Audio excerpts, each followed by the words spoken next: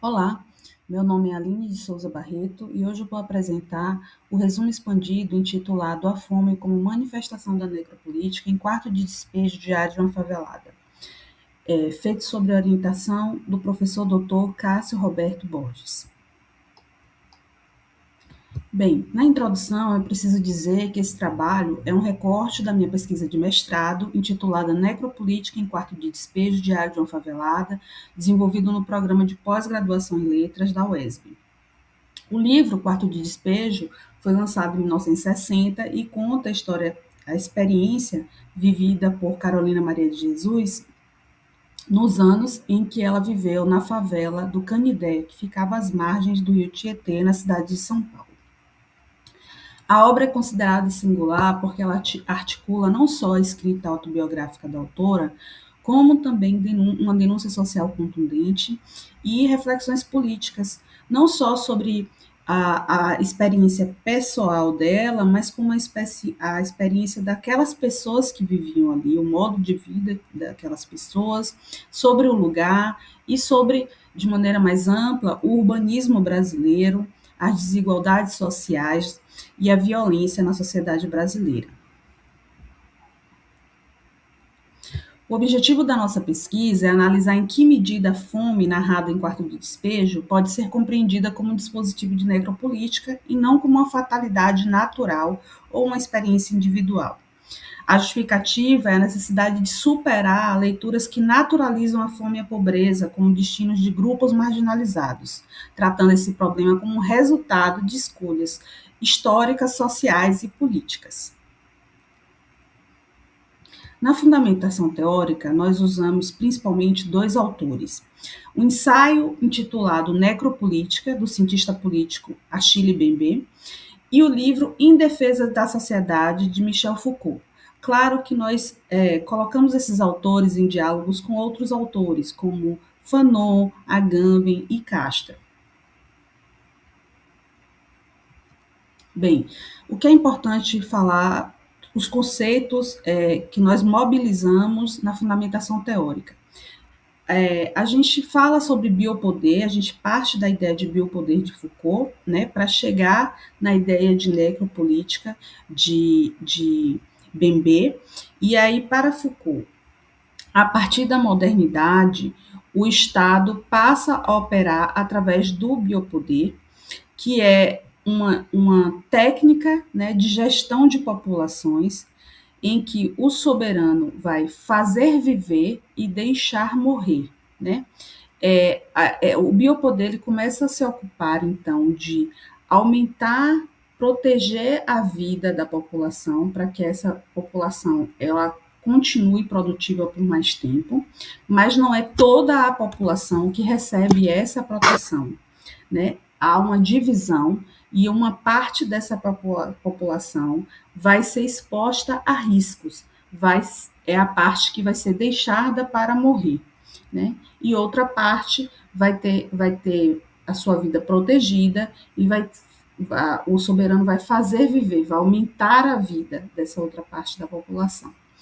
Bembe, ele já vai falar que o biopoder já não é suficiente para explicar as formas de subjugação da vida ao poder da morte na contemporaneidade.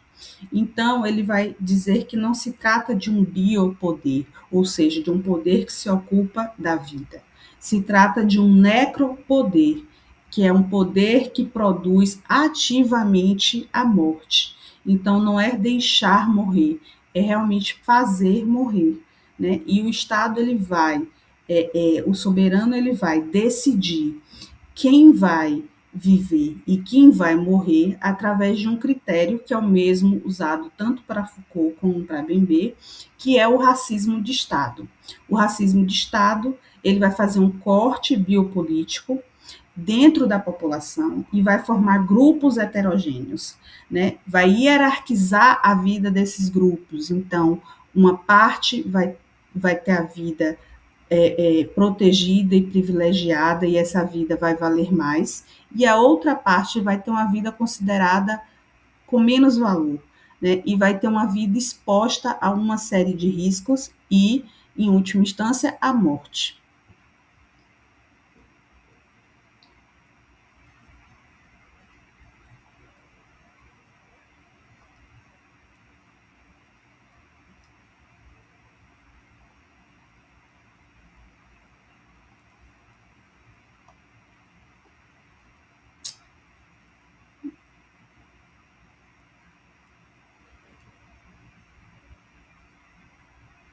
Bem,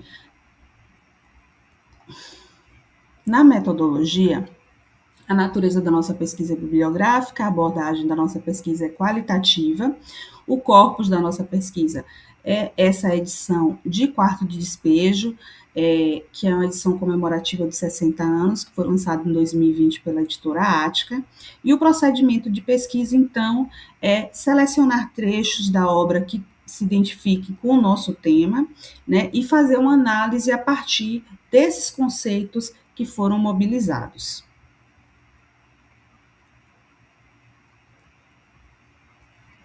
Bem, nos resultados de discussões, então, a gente entende que o território é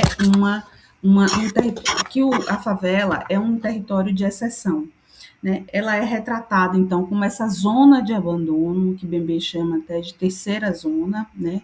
Então, a favela seria uma atualização, onde essa população racializada, marginalizada, socialmente preterida, é exposta a riscos e precariedades, né, que em um lugar que não há condições mínimas de existência.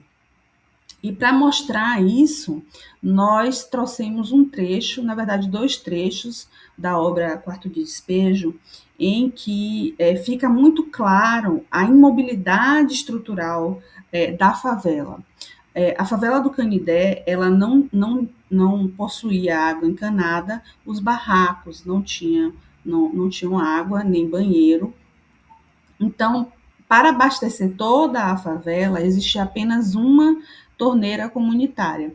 E Carolina de Jesus, ela começa o diário dela, a primeira entrada do diário é ela falando, né, que a filha dela estava acordando ela para ir buscar água. Ela tinha que acordar muito cedo, ela e todas as mulheres da favela, e ir com baldes para uma fila, né, e que ela fala diversas vezes durante a narrativa, em busca de água.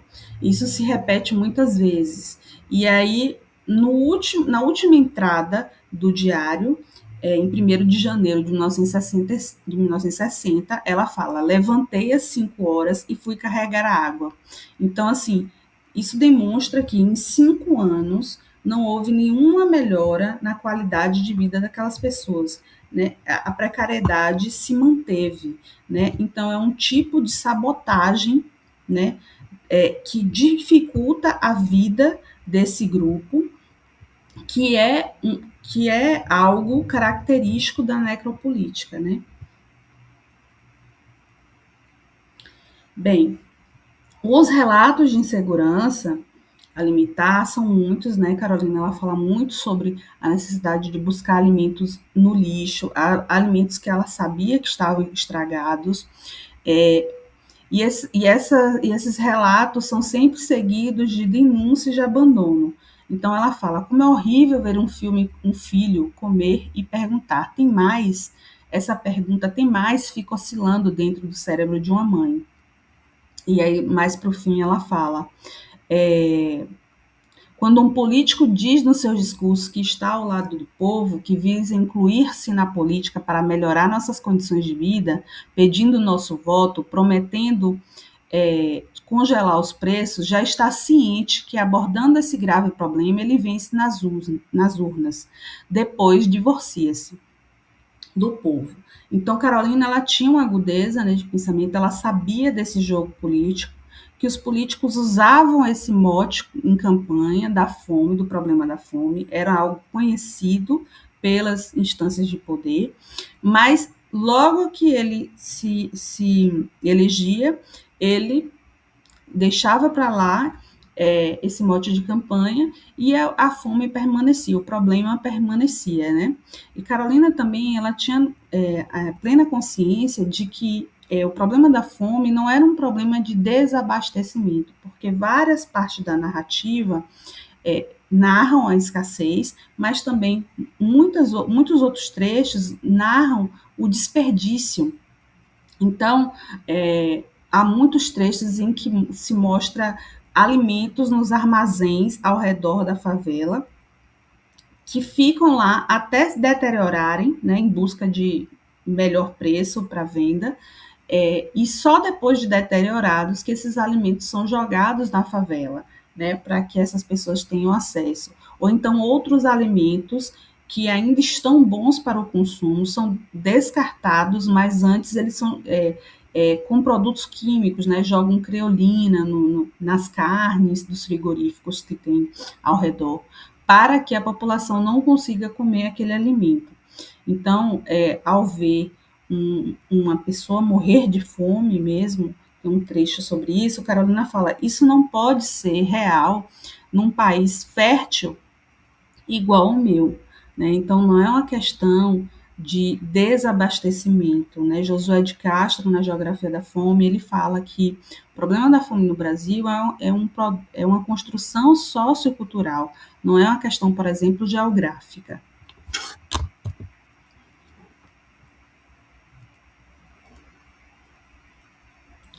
Então a gente entende que a fome, na verdade, atua aí como um dispositivo necropolítico, né? Ela tem uma presença constante na obra, ela é citada mais de 70 vezes na obra, né? Mas essa recorrência, ela não é casual. A fome, ela acaba organizando ali os dias e as ações da autora, porque muda até a percepção cognitiva da autora, né? Ela começa a falar que ela está enxergando tudo amarelo quando ela tem fome, é, vai reduzindo a vida da pessoa apenas à dimensão biológica, né? Então, assim, a vida ela acaba ficando, a narrativa ela é bastante circular, porque ela vai sempre voltando para esses temas de precariedade. Isso demonstra assim que a vida, né, ali na favela, ela não se projetava para o futuro, ela só estava mesmo preocupada com o presente, em se manter, né? E aí, aos poucos, essa fome ela vai produzindo doenças, ela vai produzindo desnutrição e ela vai produzindo, em última instância, a morte, né? E aí Bembe fala sobre matanças invisíveis, porque a fome é uma morte lenta, uma morte silenciosa e uma morte que não causa nenhuma ruptura social, né? Ela é uma morte socialmente tolerada. Então, as pessoas morrem de fome e as coisas continuam funcionando como se nada estivesse acontecendo.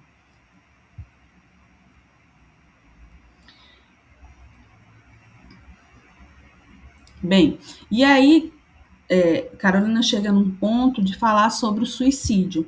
Bembe, no seu ensaio, ele também fala sobre o suicídio, né? O suicídio é quando a fome não consegue exterminar o corpo, né, ela vai corroendo a subjetividade do indivíduo, né, e aí ela aparece como uma saída para a condição permanente de estar na dor, isso que Bembe fala, né, que é quando ele fala sobre a condição do colonizado, a condição do escravizado, o suicídio é visto como uma porta de saída para essa condição, para essa vida injuriosa.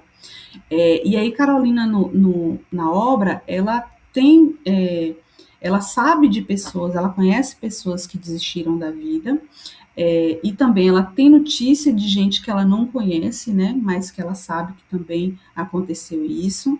E ela própria começa a pensar nessa saída para ela e para os filhos dela. Então ela fala: hoje não temos nada para comer. Queria convidar os filhos para suicidar-nos, desistir. Olhei meus filhos e fiquei com dó. Eles estão cheios de vida. Quem vive precisa comer.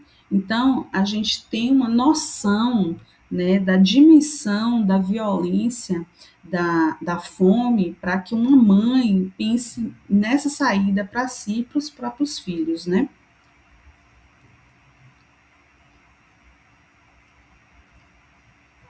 Bem, nas considerações finais, então, a nossa análise demonstra que a insegurança alimentar narrada por Carolina Maria de Jesus não pode ser lida como um destino natural ou apenas como uma experiência individual da autora, mas como um produto de uma lógica estrutural de gestão de vida e de morte, né, de biopolítica e de necropolítica em populações que são racializadas e marginalizadas. A nossa contribuição é a proposição dessa leitura de quarto despejo que ultrapasse o registro de pobreza individual para revelar esses mecanismos de poder que historicamente elegem corpos negros e periféricos como alvo. Por fim, para desdobramentos futuros da pesquisa, nós pensamos em ampliá-la para outras obras de literatura periférica que também tematizem a violência do Estado e a fome no Brasil.